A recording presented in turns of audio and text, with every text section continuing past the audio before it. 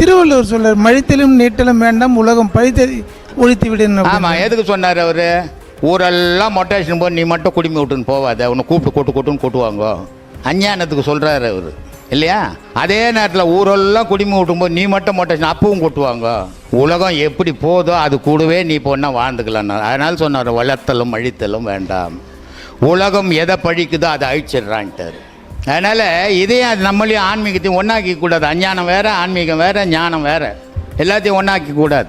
ஞானம் நல்ல ஞானின்றவன் எந்த ஆடம்பரத்தையும் விரும்ப மாட்டான். கடவுளே நம்பிக்கையாக இருக்கிறோம், எந்த நகையோ நெட்டோ சொத்தோ சுகமோ சொந்தமோ பந்தமோ அதுக்கு அடிமையாக மாட்டான். உலகத்துக்கு அடிமையாகிறவனுக்கு எல்லாம் தேவை. நகை ஓணும், அவன் 1000 ஆன்மீகவாதினோ ஒன்று நகை பைசா கூட ஒதுக்க மாட்டான். அவனுக்கு பற்றெல்லாம் பொருள் மேலே இருக்குது சாமி, அவனுக்கு பற்றெல்லாம் சொந்தத்து மேலே இருக்குது. வாயில் பேசுறதுலாம் ஞானம் இல்லை.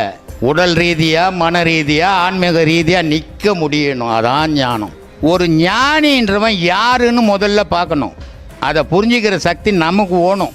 ஞானின்றவன் அவன் வாழுங்காலத்தில் 4 பேருக்கு நல்ல விஷயத்தை சொல்லணும். அவன் எடுத்துக்கிறானோ எடுத்துக்கலையோ அது வேறு, அவன் தான் ஞானி.